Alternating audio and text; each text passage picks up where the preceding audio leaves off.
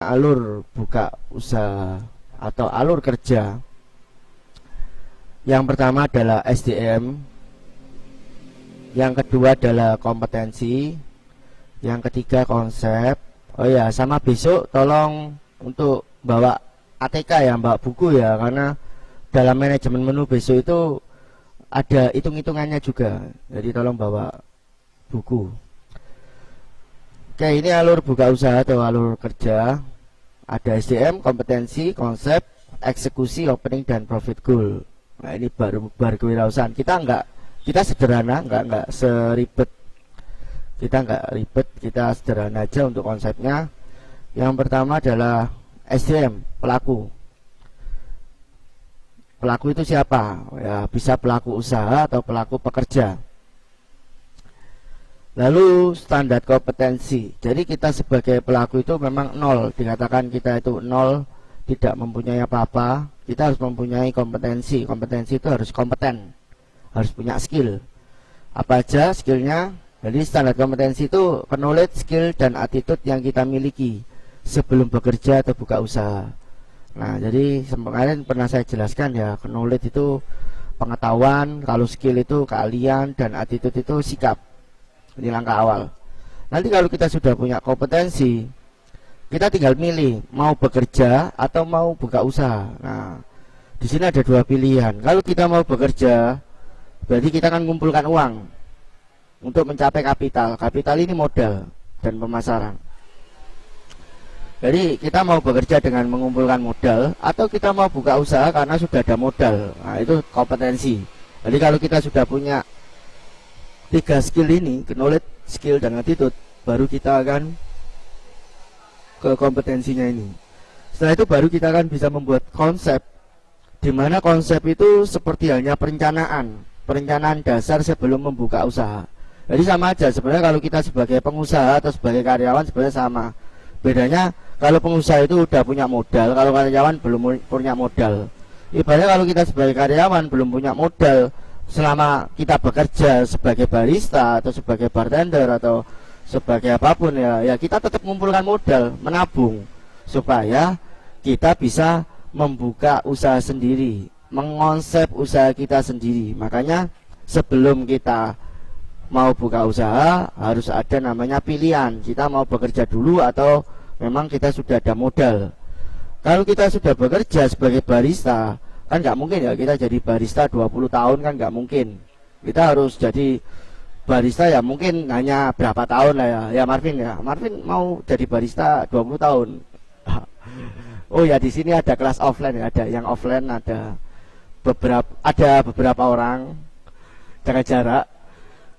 Jadi kita barista ya paling berapa tahun lah, saya cukup 4 tahun, 5 tahun, nanti jadi manajer, nanti harus naik jabatan, nanti jadi manajer, nanti jadi konsultan. Jadi sebelum kita jadi owner ya kita harus melalui proses-proses tersebut dari bawah lah, istilahnya seperti itu. Baru kita akan bisa membuka usaha itu tadi, mengumpulkan modalnya. Lalu kalau kita sudah siap modalnya dan kita sudah siap pemasarannya, jadi pemasaran itu juga penting, karena kalau kita buka usaha nggak punya teman ya jangan. Misalnya saya mau buka kafe pak, tapi nggak punya teman pak, ya jangan buka dulu, karena ibaratnya kafe itu nanti ada di bisnis kuliner ya, nanti ada di produk. Jadi intinya pemasaran juga harus penting. Lalu ke konsep di sini tuh harus perencanaan. Jadi saya harus ada perencanaan meliputi konsep produk. Apa yang kamu jual, apa yang kamu buat, apa yang kamu mau buka, kamu jualan apa. Nah, itu yang pertama. Lalu konsep strategi gerakan bisnis. Nah, strategi gerakan bisnis ini seperti hitung-hitungan ya, seperti gerakan bisnis itu seperti bisnis plan tadi ya, tapi ini lebih ke arah analisa. Lalu konsep lokasi dan bangunan, lokasinya di mana, bangunannya di mana. Ya karena sudah punya uang, sudah punya modal, jadi ya kita tinggal ngeplan. Kalau kita belum ada modal ya jangan lari ke konsep dulu. Tapi bisa kita mau ke konsep, bisa ya, sebagai angan-angan atau cita-cita atau mimpi boleh, nggak apa-apa. Lalu konsep keuangan dan analisa resiko. Nah, jadi sebelum kita buka usaha juga harus ada konsep keuangannya, resikonya. Kalau uang saya hilang bagaimana Pak? Wah ini investasi saya sia-sia bagaimana? Nah itu harus dipertimbangkan lagi. Dan konsep SDM dan sistem. Jadi ibaratnya sebuah kewirausahaan itu sama hanya money game. Jadi sama hanya gambling atau money game. Jadi money game itu istilahnya apa? Kita istilahnya seperti berjudi lah. Tapi kalau kita berjudi, tapi kalau kita nggak punya pengetahuan atau skill ya nggak mungkin lah kita bisa buka usaha. Karena kita berdasarkan keberuntungan. Wah, karena kalau seperti itu ya money game seperti itu berdasarkan keberuntungan ya semua orang akan merasa selalu beruntung. Padahal ya enggak. Jadi intinya kita harus punya konsep dulu sebelum kita memulai buka usaha. Jadi intinya kita harus seperti investasi. Jadi kalau kita mau anggap aja gini, saya punya uang Pak. Berapa? Punya uang berapa? 150 juta Pak. Terus saya mau investasi Pak rencananya. Nah, berapa yang kamu investasikan? Sekitar 100 juta. Saya mau investasi. Kamu investasi kemana? Saya mau investasi. Kan investasi banyak ya. Ada investasi aset, properti, jasa, dan lain-lain ya. Jadi wah saya mau buka coffee shop Pak, mau buka kopi. Nah jadi uang 100 juta itu anggap aja itu uangnya hilang. Jadi kamu investasi 100 juta, kamu jadikan meja, kamu jadikan kursi, kamu jadikan mesin kopi, ya anggap aja uang itu hilang, berubah jadi aset.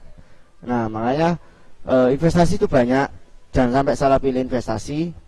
Kalau memang passionnya di kopi ya harus di kopi, harus benar-benar totalitas, karena ya rugi. Karena apa? Maksudnya kamu 100 juta uangnya hilang, terus kamu ya sia-sia uangnya akhirnya. Udah bekerja jadi barista 20 tahun, ngumpulkan modal sampai uang 100 juta, 150 tadi ya, 50 jutanya buat biaya sendiri Pak, biaya hidup Pak, buat deposito 50 jutanya, 100 jutanya buat investasi Pak. Nah jadi sudah sia-sia bekerja 20 tahun jadi barista ya Marvin ya, terus 100 jutanya mau dipakai untuk usaha, usahanya sia-sia, nggak menghasilkan. Nah itu kan sudah rugi. Lebih baik sebelum kita mau berwirausaha, hitungannya kita harus matangkan dulu perencanaan konsep kita dulu.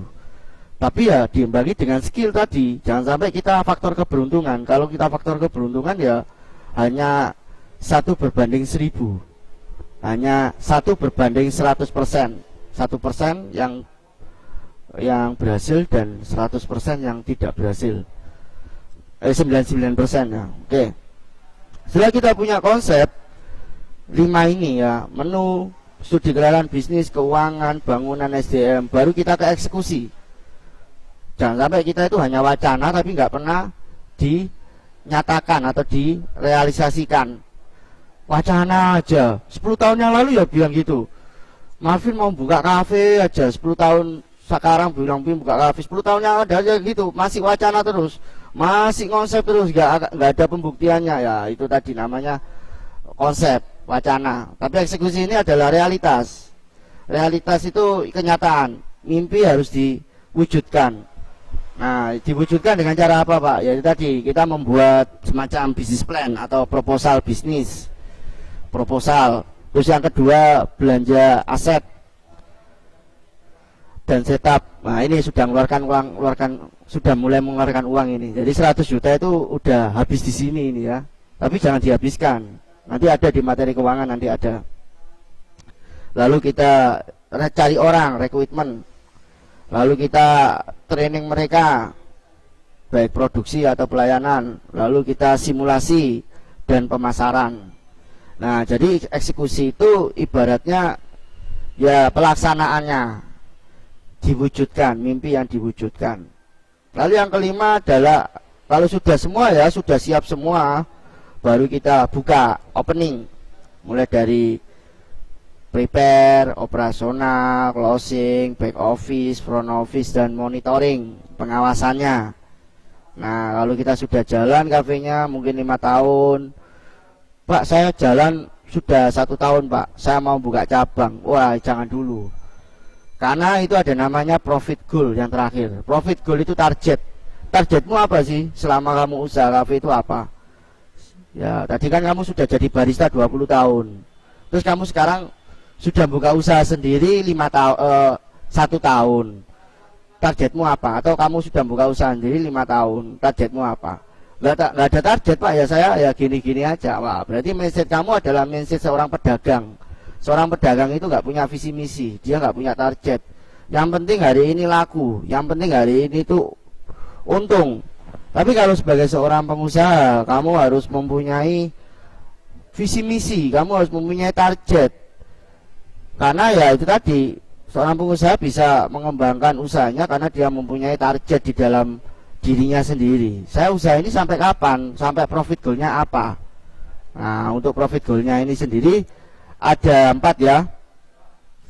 Ya nanti semua tahu tujuan kita membuat kafe itu sampai kafe itu misalkan sewanya sampai habis, sampai mungkin dulunya itu bujang sampai buka kafe itu sampai nikah mungkin istrinya sampai 4. Nah, tapi ya itu tadi gak ada target, gak ada profit goalnya. Nah, profit goalnya sendiri adalah pertama balik modal dulu. Jadi jangan sampai kita itu belum balik modal sudah berani buka cabang. Balik modal dulu. Jadi balik modal dulu. Nah, Pak, saya usaha sudah 10 tahun Pak belum balik modal. Ya itu salahnya berarti bukan salah di kafenya, perusahaannya, tapi salah di pengelolaannya. Rata-rata kalau balik modal itu 5 tahun, paling lama 5 tahun. Ya tergantung investasinya. Kalau investasinya besar ya 5 tahun. Ya sama tadi, saya punya uang 100 juta Pak. Itu uangnya itu sudah hilang Pak ya, jadi aset. Iya. Terus kira-kira kembali nggak? Ya kembali.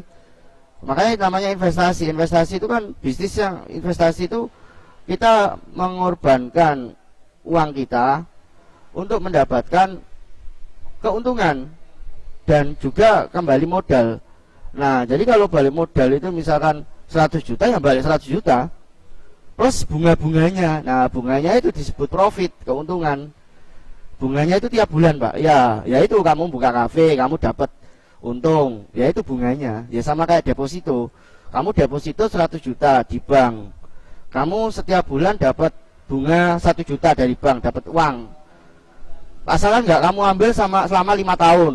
Nah sama kayak kamu mau buka kafe. Jadi investasi itu sama kayak deposito. Cuma sayangnya kalau deposito memang ya nggak banyak pikiran lah ya. Karena ya, tapi sayangnya kalau deposito bunganya sudah tetap 1 juta, ya 1 juta terus selama 5 tahun. Tapi kalau investasi itu bunganya unlimited, tidak tetap. Mungkin kamu bisa dapat 10 juta per bulan, mungkin bisa juga kamu dapat lebih, tapi bisa juga kamu nggak dapat apa-apa.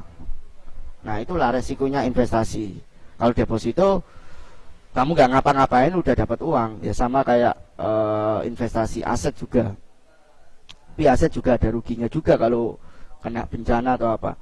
Oke, balik modal yang pertama, targetnya. Kedua adalah upgrade cabang baru.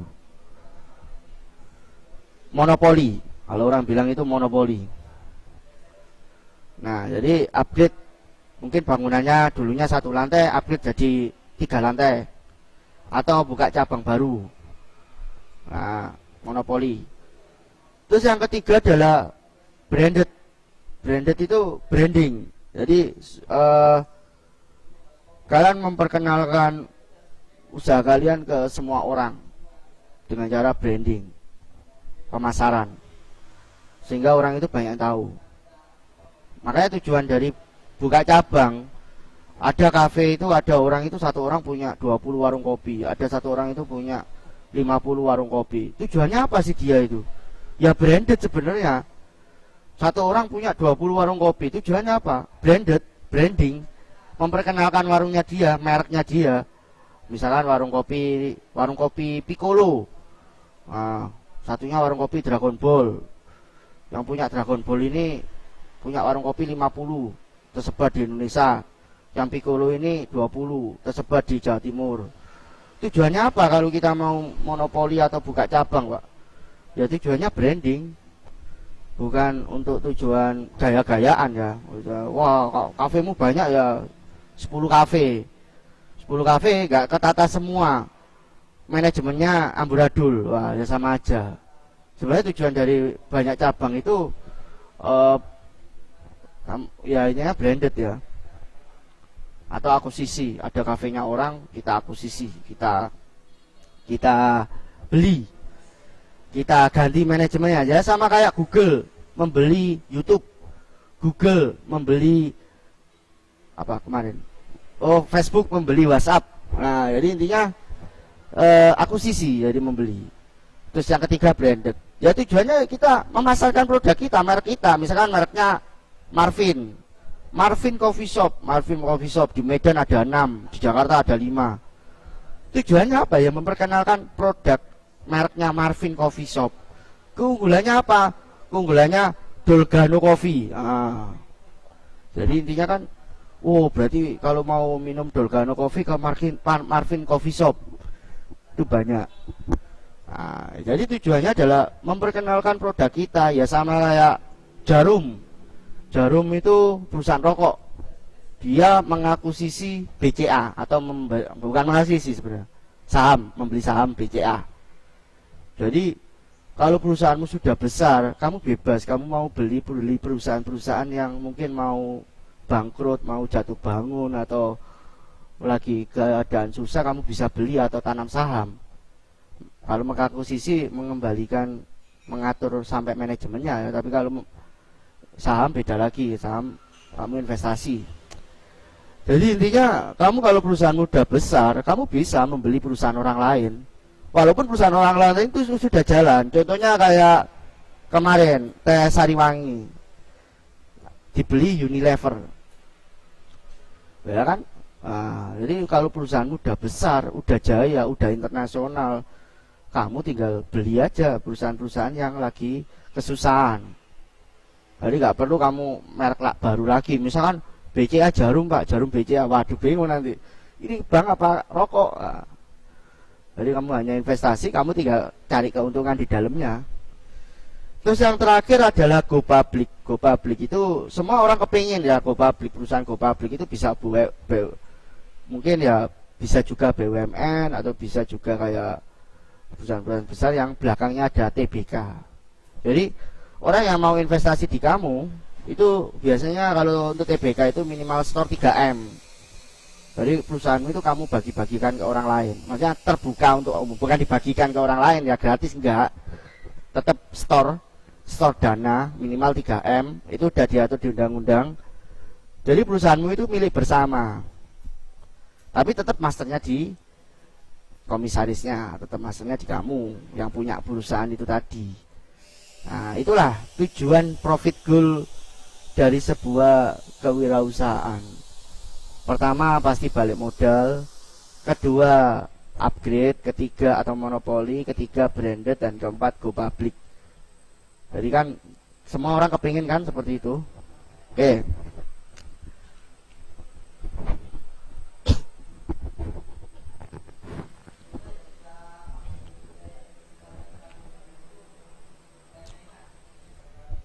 Sekarang kita ke dasar kewirausahaan. Nah, makanya banyak orang membuka usaha itu terburu-buru tanpa harus mengerti apa sih wirausaha itu tadi. Apa sih wirausaha? Nah, ini ya. Oke, pengertian kewirausahaan itu adalah mengidentifikasi, mengembangkan, dan menerapkan suatu visi. Visi itu 5 tahun yang akan datang ke dalam kehidupan berupa ide, peluang, menjalankan, dan memutuskan. Jadi kewirausahaan itu ya intinya adalah kita ya harus mempunyai visi, mimpi untuk kita nyatakan, wujudkan. Secara etimologi, wira itu pejuang, usaha itu berbuat. Jadi kalau digabung ya wirausaha, pejuang yang berbuat sesuatu, namanya wirausaha. Nah, ini secara etimologi. Secara deskripsi atau penjelasan, kegiatan atau bentuk usaha seseorang mulai dari awal melaksanakan sampai mencapai hasil yang sudah maksimal. Jadi kalau mau berwirausaha itu harus totalitas, jangan setengah-setengah. Karena sudah terlanjur keluar uang ya. Kalau ada kata Pak saya nggak keluar uang Pak, berarti kamu karyawan. Kalau kamu nggak keluar uang, kalau kamu keluar uang berarti kamu pengusaha, wirausaha kamu. Oh bedanya itu Pak ya. Jadi kalau keluar uang itu wirausaha, kalau nggak keluar uang itu karyawan Pak. Ya karyawan.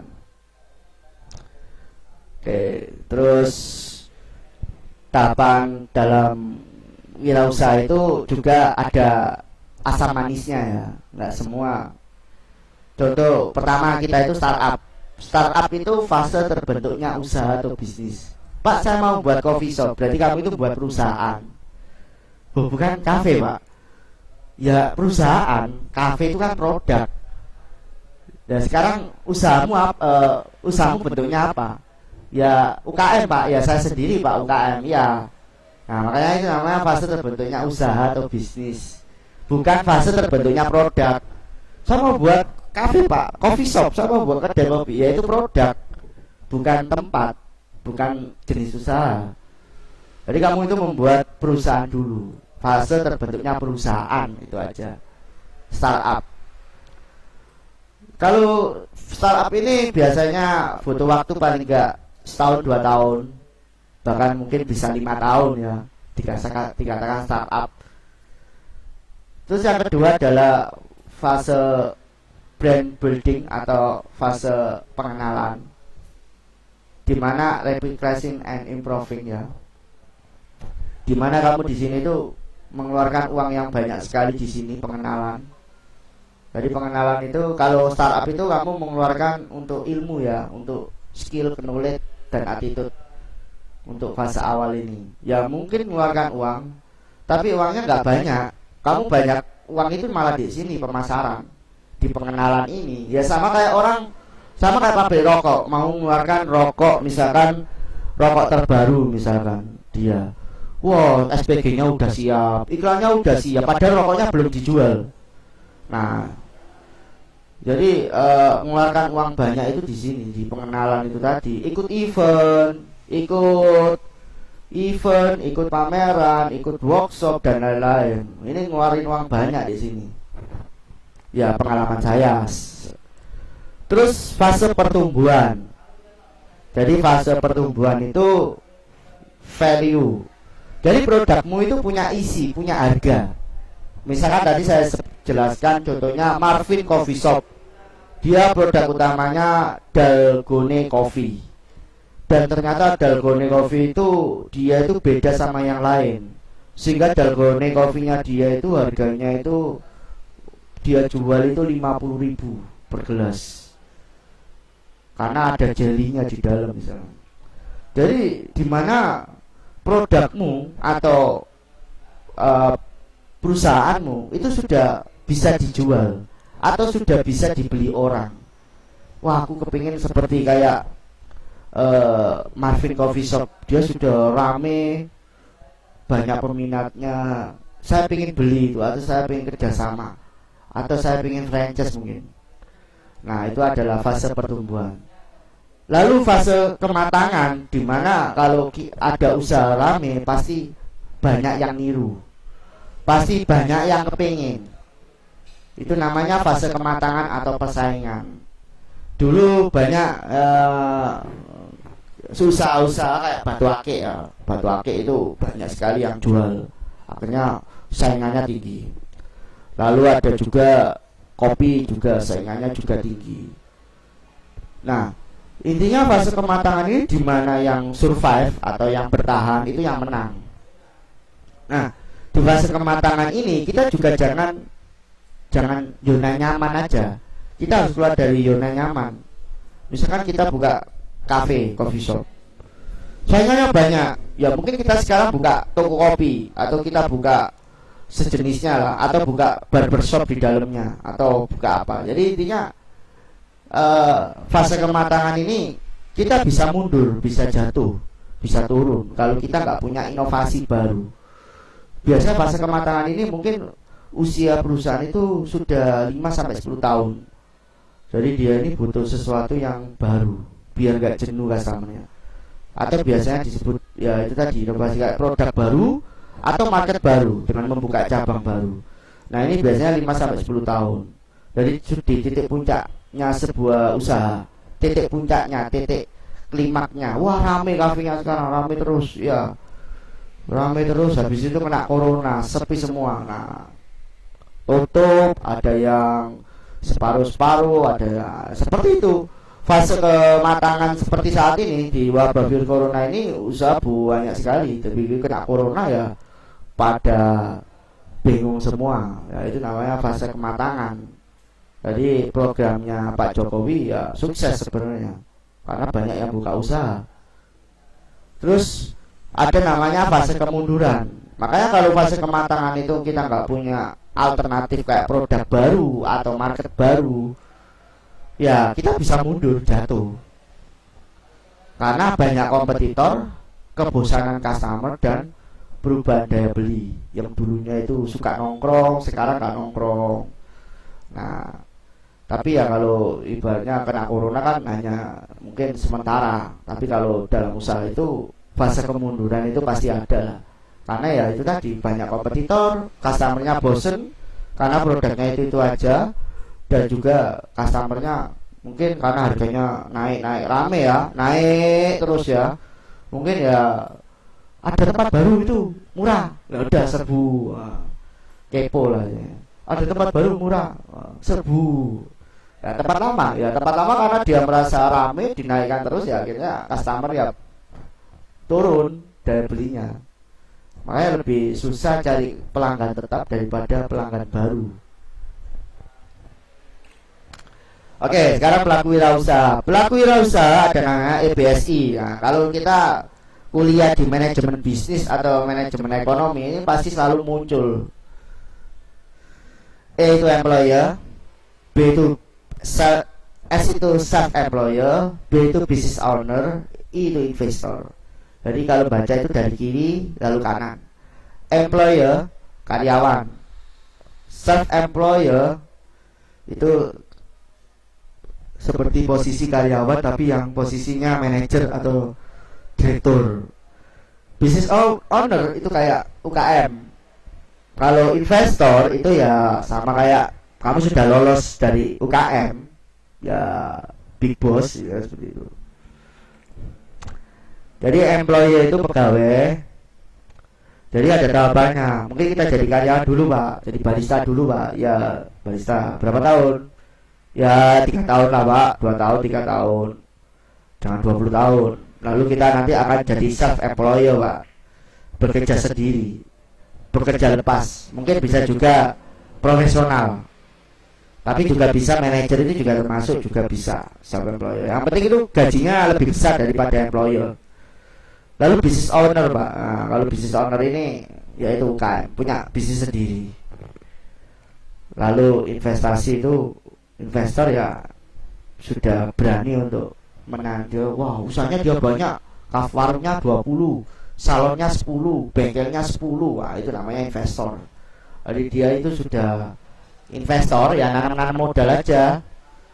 Kamu mau buka apa? Salon. Ya udah saya tanam. Berapa butuh modal berapa? 300 juta. Ya udah saya separuh. Kamu mau buka apa? Toko emas. Modal berapa? 1 M. Ya udah saya invest separuh. Kamu mau buka apa? Nah, ya tapi ya harus benar-benar percaya sama yang ngelola, jangan sampai dibawa kabur uangnya ya. Terus produk usaha. Jadi tadi wirausaha, pelaku usaha, sekarang produk usaha. Produk usaha itu ada banyak ya, ada dari pertama itu hasil produknya. Kamu itu perusahaan apa? Perusahaan ekstraktif, agraris, industri, perdagangan atau jasa. Wah, perusahaan saya di jasa, Pak. Oke. Lalu berdasarkan kepemilikan atau badan hukum, perusahaan itu apa? Perorangan, persekutuan, perseroan atau koperasi. Kalau perorangan ya 1 orang, yang kayak UKM mandiri dan lain-lain, itu 1 orang, nggak perlu badan hukum. Kalau persekutuan ya kayak yayasan, CV. Kalau perseroan ya kayak PT. Kalau koperasi ya kayak koperasi milik bersama. Wah, saya pengen persoalan dulu Pak, karena kalau mau buat CV PT itu agak mahal Pak, 5 jutaan ya, seperti itu memang. 5 jutaan itu baru PT-nya ya, itu belum yang lain, belum IMBHO kayak gitu ya, SIUP TDP belum. Jadi kalau di total itu pengalaman saya itu sekitar hampir 25 juta untuk legalitas PT, IMBHO itu sampai 25 juta. Yang mahal itu di IMB-nya, itu mahal karena itu harus pakai konsultan. Jadi kita itu bayar konsultan untuk IMB-nya itu hampir 10 jutaan itu. Terus ya tambah 5 juta, terus belum yang lain-lain seperti itu. Hampir 20 sampai 25 juta. Ya tergantung luasnya. Kalau IMB kan tergantung luasnya tempatnya. Kalau tempatnya perumahan ya mungkin murah. Tapi kalau tempatnya bukan perumahan kayak ruko atau kayak sini ya 500 meter persegi ya mahal kan. IMB hitungannya per meter. Jadi kalau ya perorangan aja Pak. Kalau perorangan nanti pajaknya itu 0,5% dari omset. Bayarnya di KPP Pratama. Kalau perseroan itu juga sama, 0,5% dari omset. Kecuali kalau PKP itu kalau perusahaanmu itu omsetnya di atas 4,8 M per tahun atau 300 juta per bulan, itu kamu kena 10%. Itu baru pajak nasional, belum pajak daerah. Kalau pajak daerah itu biasanya sama 10%, tapi kalau cafe resto pajak daerah. Ya kalau paling aman ya perseorangan dulu lah. Kalau PT kayak gini-gini ya tujuannya tergantung mau buat apa dulu. Buat utang bank Pak. Wah itu utang bank harus PT. Perorangan bisa kok, ngapain harus PT. Oke, lalu berdasarkan modal usaha ada mikro, kecil, dan menengah. Ada juga makro. Kalau makro itu sangat besar. Mikro itu omset 300 juta, ya besar 50, maksimal 50, maksudnya modalnya ya maksimal 50. Kalau kecil ya 2,5 M, kalau menengah ya bisa sampai 50 M. Saya mau ini Pak, investasi buat PT kereta api Pak. Mau buat kereta api cepat Pak. Wah itu makro itu ya, BUMN itu paling enggak investasi satu berapa T itu ya, paling enggak 20 T atau ya sama kayak tol, mau bangun jalan tol kayak Waskita ya, jalan tol. Lalu metode usaha itu mau manajemen, operasional, pembelian, pendukung. Jadi intern itu proses manajemennya bagaimana, lalu proses operasionalnya bagaimana, proses pembeliannya bagaimana, lalu secara eksternalnya kamu mau jualan itu bisnis online, konvensional atau gabungan. Ya saat ini kayak lockdown gini bisnis online Pak yang laku Pak. Kalau bisnis konvensional ya pada tutup semua, manual. Nah, kalau gabungan ya nanti Pak, kalau sudah selesai ya kita jual online dan juga jual offline. Besok materi bar manajemen itu ada tugas ujiannya ya, membuat website. Nah, nanti ada membuat website, nanti kita ajari dulu caranya. Jadi kalian nanti membuat website, nanti bar manajemen. Websitenya ada, sudah jadi, kalian tinggal masukkan aja. Karena ya kita kalau di Rumah Kopi Institute ini sekolahnya kalian nggak hanya diajari buat minuman aja, tapi juga diajari sampai cara setup, sampai cara jualan online dan jualan offline. Nah itu makanya keluar dari sini ya nanti tinggal mau jualan apa mau kerja gitu aja. Yang penting modalnya itu tadi, jangan sampai modalnya sia-sia ya. Jadi barista 20 tahun ngumpulin uang modal 100 juta, usahanya sia-sia. Wah ya itu tadi, mending dikasihkan ke saya ya, ke Pak Sony. Oke Marvin gitu ya. Jadi anggap jangan sampai investasi itu sia-sia. harus benar-benar fokus karena usaha itu selamanya, forever, sampai diturunkan ke anak cucu kita, sampai ke 7 turunan. Ya kayak sama kayak Tommy Soeharto ya, berapa turunan itu uangnya nggak habis. Nah, sampai ke Bakri, nah, berapa turunan itu uangnya nggak akan habis. Jadi usaha itu selamanya, dan kita memulai dari saat ini, karena nanti yang menikmati ya anak cucu kita, seperti itu. Tapi ya proses untuk mau buka usaha ya memang jalannya nggak selancar seperti saya jelaskan tadi, ya penuh resiko, tantangan. Yang penting kemauan keras gitu aja. Yang penting itu punya kemauan keras. Oke, bisnis kuliner. Nah, sekarang saya ke bisnis kuliner, Pak. Oke, bisnis kuliner, Kak. Ini versi saya, istilahnya selama pengalaman. Apa sih kamu pengen ke bisnis kuliner? Kelebihannya apa sih? Satu, media promosi. Oke, media promosi. Jadi bisnis kuliner itu saya mau di bisnis kuliner, Pak. Bisnis kopi. Oke, bisnis kuliner, kafe dan lain-lain itu media promosi.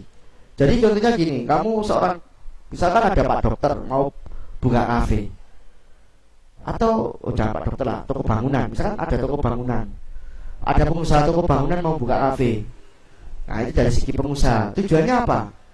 Ya dia mungkin ingin mempromosikan produk bangunannya itu di kafe itu. Misalkan keramiknya, lampunya, semennya atau apa. Lihat ini loh, ayo mampir ke kafeku ya, tak tunjukin produk-produkku. Ini loh, lihatin keramikku ini loh, murah ini harganya. Kamu mau beli di tokoku. Ah, seperti itu. Ada counter handphone, buka kafe. Dia jualan handphone juga di situ, tapi ada kafenya. Yang baru ini sisa apa? Vapor. Ya, apa?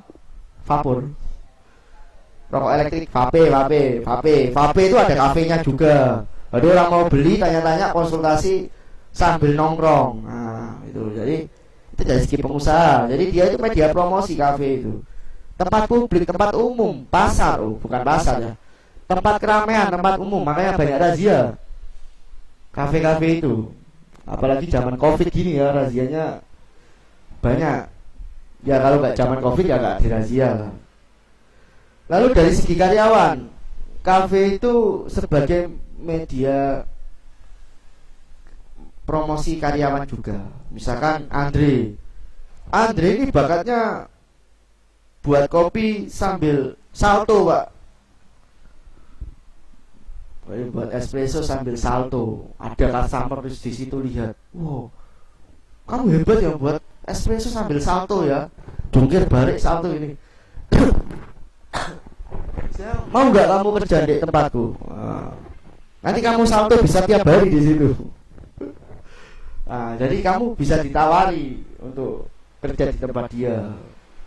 Jadi itu contoh. Bentar ya.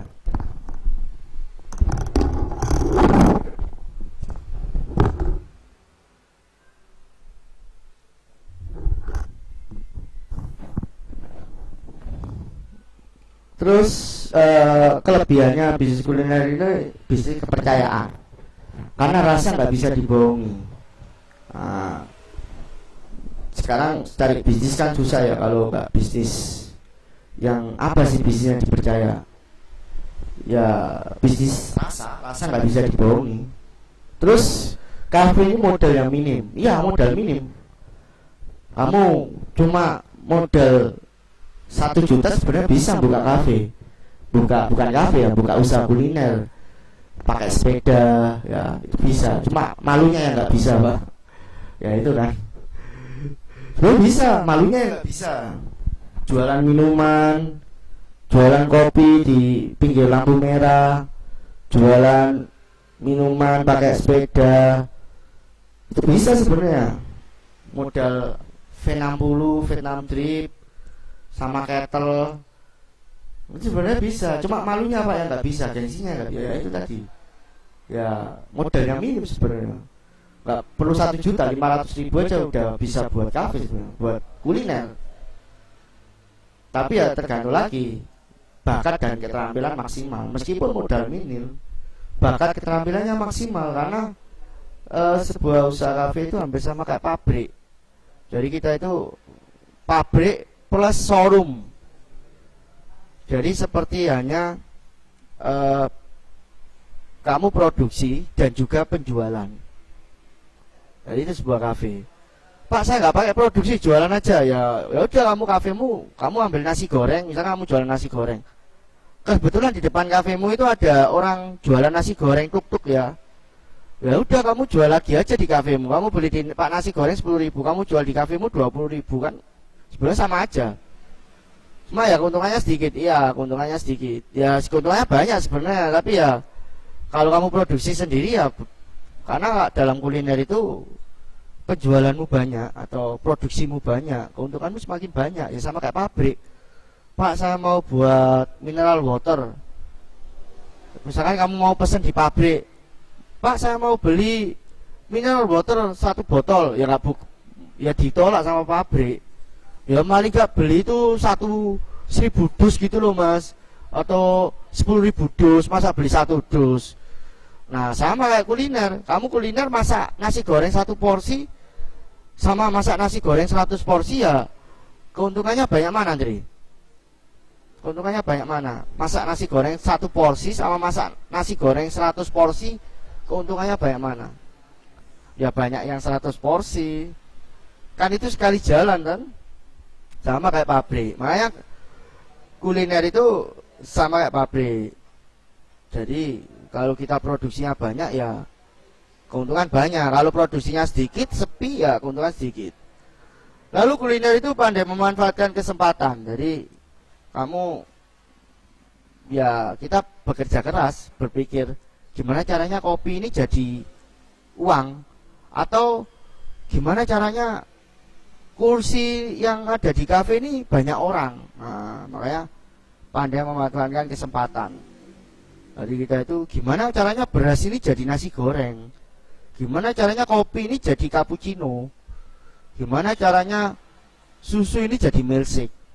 Nah, itu pandai memanfaatkan kesempatan. Lalu kelemahan dalam usaha kafe atau kuliner ya, usaha dalam bidang perut. Jadi kecepatan ya, pelayanannya harus cepat, jangan lambat. Misalkan ada orang beli, Mas saya mau beli es cappuccino, Pak besok aja ya, baristanya lagi sakit. Ya nggak mungkin beli lagi ya. Makanya kalau masalah perut ya nggak bisa dibohongi mas. Kalau kepingin sekarang ya sekarang mas. Masa sama kayak orang sakit, Pak saya sakit, besok minggu depan aja mas, dokternya lagi cuti. Wah ya, sama kayak orang. Jadi kebutuhan, bisnis dalam kebutuhan. Kebersihan, kenyamanan, keramah-tamahan, konsisten. Harus konsisten rasanya, nggak boleh berubah-ubah. Dan komunikasi. Terus kelemahannya kuliner tadi saya bilang, pengolahan dari mentah ya, sama kayak pabrik plus showroom ya. Jadi kita itu produksi ada, penjualan ada. Kalau toko pak, penjualan aja, dia reseller, dijual lagi. Makanya kalau kuliner nggak bisa, kuliner sama kayak pabrik plus showroom, produksi ada, showroom ada. Makanya pabrik itu kan banyak karyawannya. Kuliner juga sama, bagian barista sendiri, masak sendiri, kasir sendiri, yang melayani sendiri. Pak andai kata itu 1 orang nggak bisa pak, ya nggak bisa kalau tempatnya luas. Kasihan nanti ya, pisen nanti lama-lama. Nah itu harus sendiri ya, sama kayak pabrik, bagian produksi sendiri, packaging sendiri, pengiriman sendiri. Kalau toko pak, toko 1 orang aja cukup bisa ya, kasir plus pramuniaga atau SPG dan lain-lain, cukup 1 showroom. Kalau pabrik nggak bisa, tapi pabrik sekarang banyak pakai robot. Ya kuliner udah ada pak, belum ada kuliner. Ada cuma mahal robotnya, 250 juta paling murah. Oke, lalu bakat keterampilan maksimal. Jadi dalam bisnis kuliner kita itu nggak bisa istilahnya cuma mengandalkan produksi aja atau mengandalkan otot. Saya barista pak, saya bisa membuat minuman itu paling cepat 1 menit. Jadi merasa sombong. Terus ya itu karir kita nggak bakal sukses, karir kita nggak akan mentas atau hanya di situ-situ aja. Makanya kamu harus punya bakat lain, mungkin bakat internet, bakat public speaking, pintar ngomong, bakat komputer, mungkin kamu punya bakat main band, main gitar, atau punya bakat kalian yang lain yang bisa kita tonjolkan, yang bisa kita tunjukkan ke customer supaya kita bisa berkembang. Lalu kelemahannya usaha kebisingan. Ya, makanya kalau membuat coffee shop, cafe, usahanya itu bising, sama kayak pasar. Jadi anak-anak sekolah kalau ke kafe itu kan teriak-teriak, oh, tetangganya nggak terima, laporkan ke RT. RT-nya datang, nih ada izinnya apa enggak? Sudah tanya Pak RT apa belum? Atau warganya datang. Maka dari itu kalau kafenya udah rame ya legalitas, misalkan izin RT, izin RW dan lain-lain ya harus ini, jangan sampai kita tutup mata ya, karena kita juga lingkungan sosial. Nah itu, maksudnya kalau Pak kafenya saya buat tertutup aja Pak, saya kasih tahu customer, Mbak di sini jangan teriak-teriak ya. Ya namanya anak muda nggak mungkin lah kalau tidak teriak-teriak. Nah, jadi ya kembali ke konsep lagi, konsep indoor atau outdoor. Kalau outdoor ya resikonya seperti itu, kalau indoor ya seperti itu resikonya. Jadi kembali ke konsep bangunan. Bukan bisnis kekayaan. Nah ini banyak orang yang bilang usaha kafe itu bisnis kekayaan. Kamu bisa kaya dari kafe. Itu ternyata sebenarnya tidak juga. Karena itu gak semua bisnis kafe, mungkin yang hanya viral-viral aja yang lami. Kalau kamu cuma punya 1 sampai 3 kafe, kalau kamu punya 10 kafe baru bisnis kekayaan. Sama kayak seorang dokter bekerja di rumah sakit swasta, terus dia membuka rumah sakit sendiri. Jadi dia itu bekerja sama punya rumah sakit sendiri. Ternyata rumah sakitnya itu rame, sehingga dokter itu buka 10 rumah sakit. Kira-kira dia nggak meninggalkan rumah sakit dia kerja sekarang? Pasti meninggalkan Pak, karena dia bingung sama 10 rumah sakit itu tadi. Ya sama kayak itu tadi, kalau punya 1 kafe, 2 kafe ya bukan bisnis kekayaan, ya itu sebagai pembelajaran sebelum kita melangkah ke jauh lagi. Jadi 1 kafe itu omsetnya misalkan kotornya dapat 10 juta. Kalau saya punya 100 kafe, 10 kafe berarti 100 juta per bulan bersih. Nah, seperti itu. Di sini ada warung kopi, ada 1 orang itu punya 30 warung kopi. 1 warung kopi 2 juta. Jadi kalau 30 warung kopi ya 60 juta, bahkan lebih. Ada di sini, ada teman saya ada punya warung kopi 30. Tapi ya itu lossnya banyak. Banyakan lossnya daripada omset profitnya. Jadi seperti itu. Jadi kalau cuma 1-3 kafe ya bukan bisnis kekayaan, ya bisnis kecukupan atau bisnis pembelajaran, trial and error. Tapi kalau kita sudah mantap dengan 1 kafe itu kita acak-acak ya, kita buat pembelajaran. Ya mungkin kafe yang keempat, kelima, keenam sampai kafe yang ke-10 ini adalah proses yang bagus atau seleksi alam. Berarti kafe yang ke-10 ini Pak yang perfect. 9 kafenya Pak ya sudah gak acak-acak lagi kan, sudah trial and error 1-2 kafe. Pasti gitu nanti Marvin punya kafe pasti gitu, dia acak-acak dulu. Kafe cuma 1 dia acak-acak dulu di trial ini. Ganti menu, ganti harga, ganti ini, temboknya ganti ini. Wah, sudah pasti itu. Tapi yang dibutuhkan sekarang itu konsisten. Jadi konsep. Jadi kita itu harus matang dulu. Kalau nggak mau kafenya diacak-acak, konsepnya matengin dulu. Jadi matengin dari segmentasi pasar tadi, terus dari produknya, dari ininya. Jadi harus dimatengin dulu, baru kita bisa konsisten. Karena customer itu mintanya konsisten. Konsisten itu harga, rasa, itu harus sama. Harga, Pak, naikin harga berapa tahun sekali? Ya mungkin setahun sekali lah. Ini saya soalnya tiap minggu naik, Pak, harganya. Tak naikin 10.000 ya, Pak. Tak naikin 10.100. Minggu depan 10.200, 10 ya, itu bukan naik itu ya. Dan naikin itu 10.000 ke 11.000, 10.000 ke 12. Ya mungkin kalau mau naik ya pas mau puasa, mau lebaran itu baru naik. Tapi kalau pas hari biasa, karena usaha itu ada long season, maksudnya high season dan low season. High season itu dimana orang itu pada libur, usaha rame. Kalau low season dimana orang itu anak sekolah itu pada masuk kerja, masuk sekolah, itu low season. Kalau high season ya dimana semua libur, sekolah libur, kerja libur. Biasanya kalau high season ya April, Mei, Juni. Kalau low season ya Januari, Februari, Maret, itu low season. Syarat usaha kuliner, syarat pengusaha, pemilik. Pertama, niat. Jadi kamu harus niat, punya niat. Kedua, konsisten.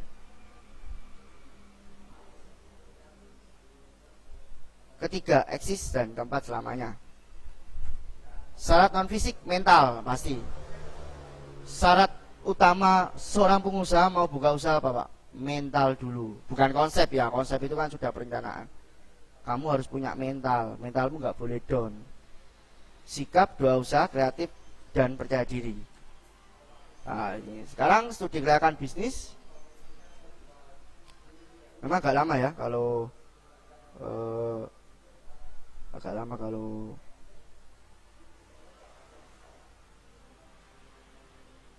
masih online ya.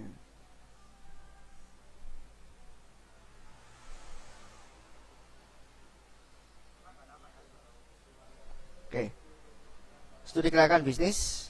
Jadi kita harus tahu analisa ya. Ini namanya analisa. Oke, sebelum kita membuka usaha, namanya bar kewirausahaan. Sebelum kita bekerja, ya sama benar. Pertama, identifikasi. Kita harus tahu identifikasi. Identifikasi itu menganalisa customer atau pasar. Jadi kalau mau usaha itu pasar dulu baru produk. Jangan kebalik ya. Kalau misalkan produk dulu baru pasar ya salah. Jadi sekarang musim hujan, Pak. Sekarang musim corona, Pak. Jualan apa enaknya? Ya jualan masker, jualan hand sanitizer, hand wash, dan lain-lain. Pak, sekarang musimnya nggak corona lagi, Pak. Saya jualan masker ya nggak laku. Jualan ini ya nggak laku. Makanya saya bilang pasar dulu baru produk. Karena ada pasar baru ada produk. Sama kayak Nokia. Nokia sama Xiaomi. Xiaomi ngeluarin HP pertama kali touchscreen. Karena pasar butuhnya itu. HP itu nggak mau dipencet-pencet. HP itu nggak mau dipencet-pencet, tapi maunya touchscreen ya. Jadi maunya pakai touchscreen, pakai tangan. Akhirnya Xiaomi merajai pasar handphone. Nokia, Pak. Nokia tetap kokoh dengan HP keypad sama BlackBerry. Ya akhirnya, bukan Nokia ya, BlackBerry ya. BlackBerry. Ya akhirnya mereka ya anjlok waktu itu. Dari pasar dulu baru produk. Oke, pasar mendengar permintaan atau kebutuhan. Usaha orang membeli itu ada dua. Karena need atau want. Dia itu butuh atau karena ingin. Kalau butuh seperti sembako, sama-sama sekarang ini juga sama. Saya lagi butuh, Pak, butuh sembako, Pak. Nah zaman sekarang kalau misalkan kamu lebih milih mana, sembako apa jalan-jalan ke luar negeri? Wah, saya butuh sembako aja, Pak. Jalan-jalan luar negeri banyak corona, Pak. Nah, itu namanya want. Keinginan seperti kebutuhan sekunder. Jadi maksudnya kalau need itu kebutuhan primer, kalau want itu kayak nongkrong, jalan-jalan, ngopi, dan hiburan. Memang saat ini belum bisa kalau want. Need and want. Jadi alasan orang membeli itu karena dia butuh atau karena dia pengen. Pak, kalau ke kafe, makanya sekarang banyak kafe-kafe, coffee shop itu sepi. Iya, Pak, soalnya kan want. Dan sekarang juga jaga jarak. Tapi kalau need, wah, di mana-mana pasar rame, Pak. Pasar rame, Pak. Ya, karena kebutuhan. Mendengar. Kedua, memahami. Kamu harus tahu mendengar tahu. Mendengar apa sekarang? Memahami kondisi, keadaan psikologis tamu, jenis kelamin, usia, tingkat ekonomi, harga. Lalu servis, melakukan pelayanan terbaik. Lalu teknik closing dan menjalin kerjasama. Jadi intinya beli itu jangan beli putus. Beli itu harus balik lagi. Jangan sampai kita itu menjual, pembelinya itu menjual putus. Kalau bisa menjual dan reseller, menjual dan menjual lagi. Feedback, testimoni. Nah, gimana caranya kita itu menjual minuman kita dan dia itu balik lagi membeli minuman kita. Lalu kedua, identifikasi produk. Tadi kan identifikasi pasar, identifikasi produk yang kedua. Kalau kamu sudah tahu pasar yang dibutuhkan saat ini, berarti kamu sudah bisa menyiapkan produk. Mulai dari ide, konsep, gambaran, hasil, dan pengembangan. Ya contohnya itu tadi, Dalgona Coffee, Pak. Sekarang Dalgona Coffee nggak hanya kopi, tapi bisa pakai red velvet, bisa pakai matcha, bisa pakai coklat. Nah, dikembangkan, bisa pakai boba. Nah, bisa dikembangkan, bisa pakai boba, bisa pakai gula aren malah. Karena kan banyak sekarang, Dalgona dikembangin semua. Itu contoh. Yang kedua, market plan. Kalau sudah punya produk, sekarang tinggal segmentasimu. Siapa yang kamu tuju? Dari demografi, geografi, apa psikografi. Demografi itu usia. Nah.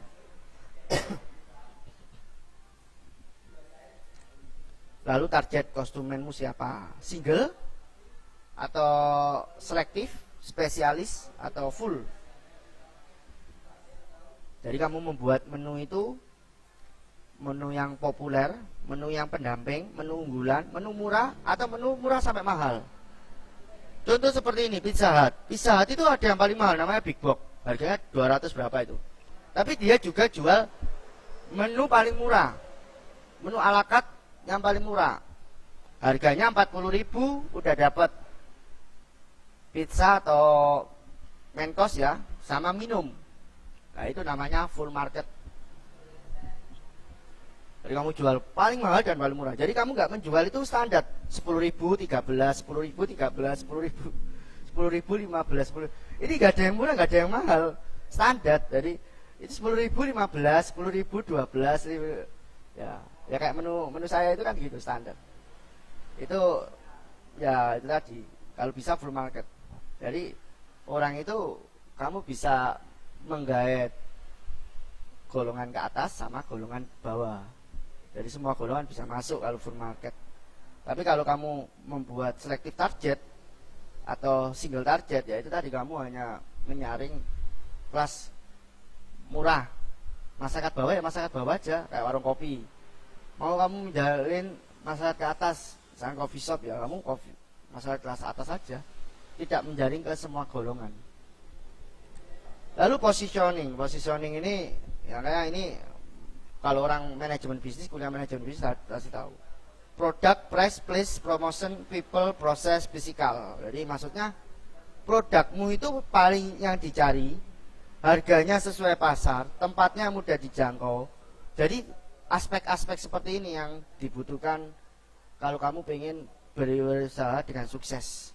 SDM yang ahli dalam bidangnya, proses produksi dan servisnya cepat, tampilan produknya keseluruhan. Jadi seperti ini, kamu different.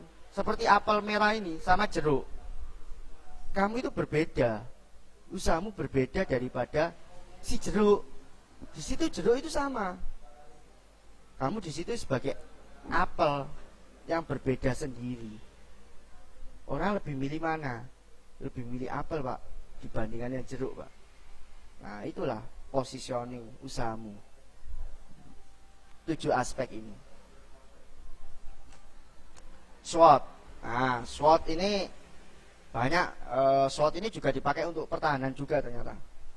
Strength, weakness, opportunities, threat. Kekuatan pada produkmu apa? Harganya murah pak, kualitasnya bagus, pelayanannya bagus.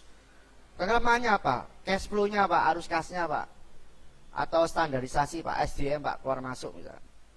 Opportunity-nya, kesempatannya apa? Monopoli pak, belum ada. Ancamannya apa? Persaingan dan daya beli pak. Corona juga bisa sekarang ancaman. Lalu kamu buat profil company ya, mulai latar belakang, visi misi, bentuk perusahaan, nama, bentuk usaha, jenis usaha. Lalu kamu membuat merek. Jadi nama usaha sama merek itu beda. PT Rumah Kopi Indonesia itu badan hukum, Rumah Kopi Institut itu merek. Nah, PT Marvin Jaya Sentosa Abadi Selalu, nah, itu badan hukum. Mereknya M Coffee Shop, cuma disingkat M Coffee Shop, itu merek. Dan merek ini yang paling mahal itu merek. Aset sebuah perusahaan yang paling mahal adalah merek. Contoh, McDonald, yang punya sudah nggak ada, tapi mereknya masih ada. Nah, banyak McDonald, KFC mungkin, Starbucks. Jadi meskipun pendiri atau penciptanya itu sudah nggak ada, tapi mereknya itu sampai jalan sampai sekarang. Makanya yang aset paling mahal itu adalah merek, brand. Jangan sampai brandmu dicuri orang, jangan sampai brandmu dipakai orang. Nah, seperti itu.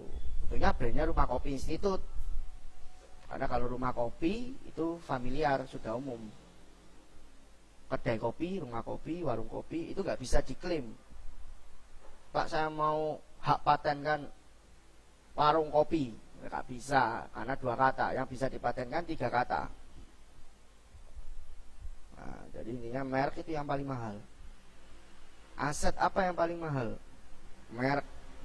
Karena kalau kamu nggak bisa beli merek, McDonald, kamu mau beli merek McDonald ya bisa dituntut berapa M.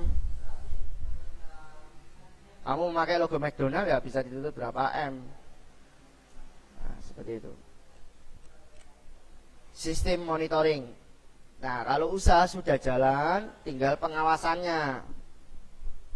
Karena sebenarnya kalau sebelum merek dagang ini harusnya ke manajemen produk, harusnya ke manajemen menu, produk yang kamu jual apa. Karena kita meloncat ya, ini terakhir kok, habis ini sudah selesai kok. Ya, hari ya, sabar ya, habis ini sudah selesai kok galau gitu. Oke, jadi harusnya kalau merek dagang ini lanjut ke menu yang kamu jual apa. Tapi besok menunya saya split ini ya, saya split. Oke. Setelah menumu udah dapat, produkmu udah tahu, kamu sekarang monitoringnya. Nah, dengan cara 4 hal: leadership, hardware, software, testimoni. Jadi leadership itu penting. Sama kayak Indomaret, Alfamart. Indomaret itu kepala toko. Indomaret ada 3.000 Indomaret di Indonesia. Dia memakai sistem apa? Sistem leadership. Dan dia di setiap provinsi itu ada kantor cabang. Karena kantor pusatnya ya ada di Jakarta. Nggak tahu ya, ada di mana lupa. Kalau di Surabaya ada tahunya, kalau Indomaret di Surabaya ada Gedangan tahunya. Nah, jadi dia pakai sistem leadership. Dan leadership ini orang berpengalaman, orang yang sudah menguasai medan, bukan medanmu, medan lapangan. Orang yang sudah menguasai lapangan, orang yang jam terbangnya tinggi, orang yang sudah memang biasa maka jadi kayak Starbucks, Indomaret, Alfamart, terus Excelso, mereka pakai sistem leadership. Di mana sistem leadership itu masih sistem konvensional. Jadi masih sistem konvensional, sistem manual. Ya bagaimana kalau leadershipnya keluar? Siapa yang gantikan? Ya nanti dikirim sama pusat atau dimutasi atau di rolling. Kayak KFC, McDonald kan banyak itu. Kantornya di Amerika. Kok bisa sampai Indonesia, Pak? Nah, di sini ada cabangnya. Ya itu tadi, membangun sebuah kerajaan bisnis itu nggak gampang. Itu butuh bertahun-tahun. Kayak McDonald, KFC itu sampai 50 tahun lebih itu, sampai 100 tahun. Ya kita hanya tahunya jadi wah di sana di sana ada Starbucks. Enak ya kalau buka Starbucks ini ya. Kantornya di mana ini? Kantornya di Amerika itu. Di Indonesia ada? Ya ada. Makanya mereka masih sistem leadership, masih konvensional. Emang nggak ada, Pak, sistemnya sudah online, Pak? Ya belum ada memang. Karena rata-rata kalau franchise sekarang itu rata-rata masih konvensional semua, masih memakai tenaga manusia. Beda lagi kalau perusahaan itu kayak fintech, misalkan perusahaan fintech itu bekerja dalam aplikasi ya dan lain-lain. Mereka sudah nggak pakai leadership, mereka leadership dari kayak Gojek, kayak Grab, mereka nggak pakai leadership. Ya memang dia ada leadership di cabang-cabang aja. Tapi untuk di kota-kota ini, Pak, kayak Lamongan, Pak, Grabnya ikut Surabaya. Mana lagi yang ikut Surabaya? Gresik, Pak, ikut Surabaya. Mereka sudah pakai aplikasi dan tidak ada menyuruh, mereka sudah bekerja. Nah itu yang baru. Makanya leadership ini sebenarnya masih sistem konvensional. Kalau kafenya banyak, maka leadership ini harus seperti kayak sebuah Grab aplikasi. Kita kayak fintech ya, jadi mereka nggak pakai, mereka sudah pakai aplikasi, mereka sudah jalan. Kayak Grab, Gojek, mereka nggak punya bos, nggak punya owner, tapi mereka kok jalan, Pak. Nah itu tadi hebatnya sistem online. Jadi leadership ini masih konvensional dan sistem online itu yang sudah modern. Lalu hardware, kamu butuh monitoring selain orang ya, Pak. Kalau manajernya pulang gimana? Ya pesta karyawannya. Makanya perlu CCTV online, komputer, internet yang dapat dikendalikan atau diawasi jarak jauh. Lalu software, misalkan software untuk kasir, lalu software untuk akuntansi, untuk keuangan dan lain-lain. Jadi bisa dikendalikan jarak jauh. Website mungkin dan lain-lain.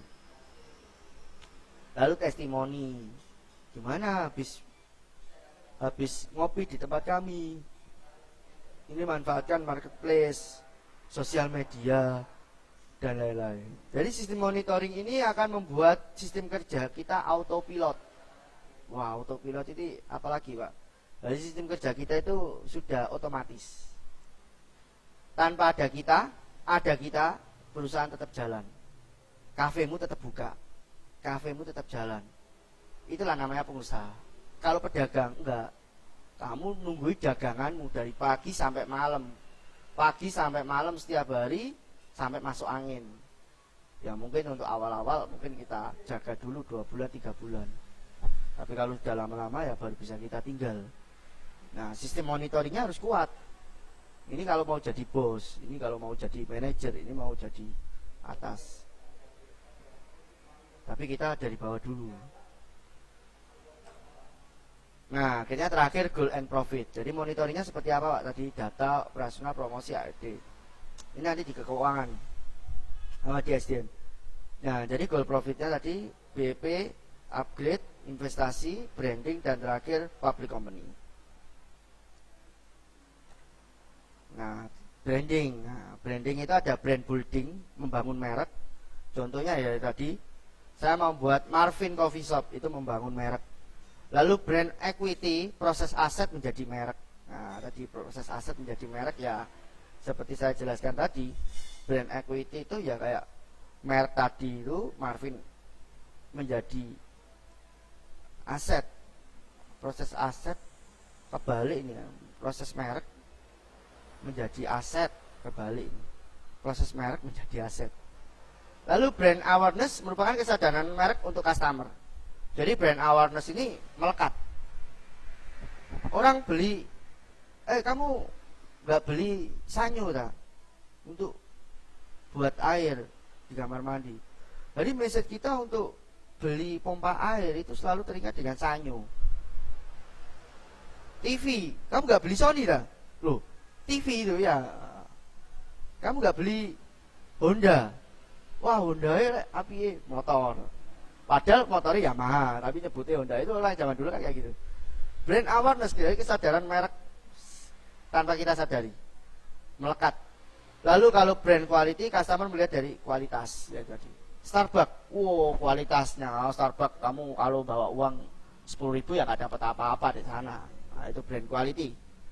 Lalu brand association, nah ini lebih ke Mayora, terus apa lagi tadi, Mayora, terus pokoknya dia itu lebih ke grup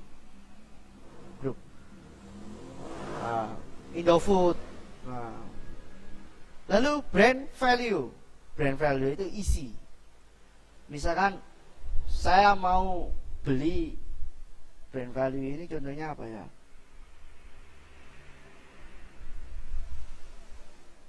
Google dijual. Nah, wah Google kalau dijual siapa yang mau beli? Brand value-nya sangat tinggi dia. Ada YouTube, ada apa lagi? Ya, brand value. Lalu brand personality, lebih spesifik merek daripada tampilan. Jadi brand personality ini sama kayak Adidas, Nike. Jadi dia itu lebih ke personality. Wah kamu pakai sepatu Nike ya, berarti kamu itu sama kayak Messi ya. Lionel Messi datang, Lionel Messi, padahal namanya Bukori misalkan, karena gara-gara dia pakai sepatu Adidas. Brand organisasi ya, lebih ke komunitas, PSSI, FPI, dan brand loyalty, kesetiaan akan merek di customer. Nah, brand loyalty ini lebih ke arah ini ya, bank-bank ya. Dia ini lebih ke bank, jadi bukan ke ini ya, bank atau usaha-usaha yang jalan, maksudnya usaha-usaha yang setia sama customernya. Jadi kayak bank, rumah sakit dan lain-lain. Habis.